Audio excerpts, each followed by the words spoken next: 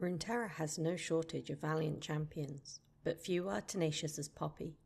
Bearing the legendary Hammer of Orlon, a weapon twice her size, this determined Yordle has spent untold years searching in secret for the fabled hero of Demacia, said to be its rightful wielder.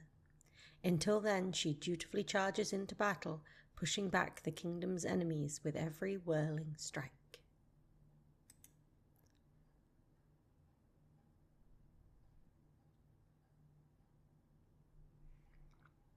As legend describes it, this hero is the only person who can unlock the full power of the hammer and lead Demacia to true greatness.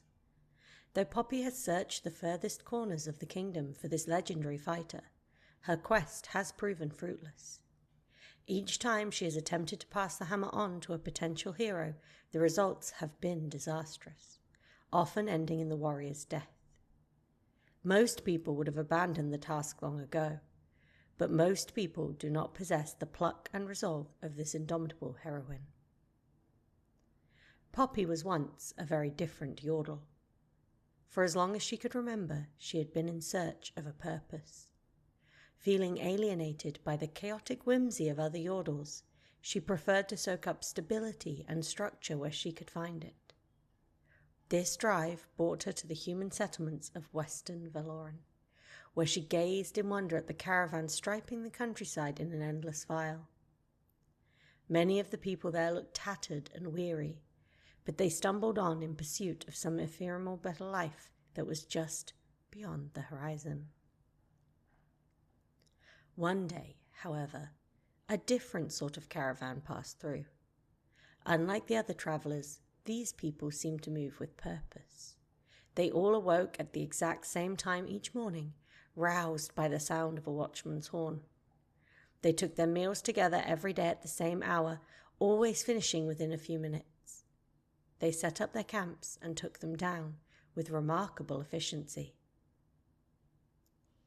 While Yordles used their innate magic to fashion extraordinary things, these humans achieved equally astounding feats through coordination and discipline.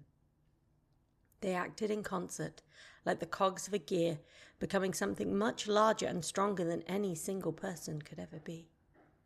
To Poppy, that was more marvellous than all the magic in the world. As Poppy watched the camp from the safety of her hiding place, her eyes caught the gleam of armour emerging from a tent. It was the group's commanding officer, wearing a brigandine of gleaming steel plates, each piece overlapping, each an integral part of the whole. The man's name was Orlon, and his presence seemed to stir the souls of everyone there. If someone became discouraged, he was there to remind them of why they pressed on. If someone collapsed from exhaustion, he inspired them to get up.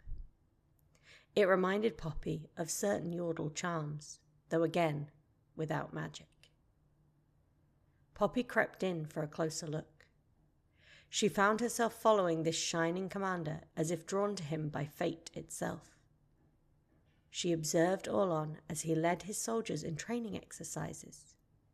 He was not a large fellow, yet he swung his massive battle hammer with surprising alacrity. At night, Poppy listened intently to his hushed discussions with elders of the camp. She heard them making plans to pull up stakes and head west to build a permanent settlement. Poppy's mind was overwhelmed with questions. Where was Orlon going? Where did he come from? How did he assemble this meticulous band of travellers? And was there a place for a Yordle in it? At that moment, she made the most important decision in her life. For the first time ever, she would reveal herself to a human, as this was the first time she'd ever felt a connection with one. The introduction was a jarring one, with Orlon having just as many questions for Poppy as she had for him. But the two soon became inseparable. He became a mentor to her, and she a devotee to his cause. In the training grounds, Poppy was an invaluable sparring partner, the only member of Orlon's battalion who was unafraid to strike him. She was never obsequious or questioning his decisions with an almost childlike innocence, as though she didn't know she was supposed to meekly follow orders. She accompanied him to the site of the new settlement, an ambitious new nation called Demacia, where all were welcome regardless of station or background, so long as they contributed to the good of the whole. Orlon became a beloved figure throughout the kingdom.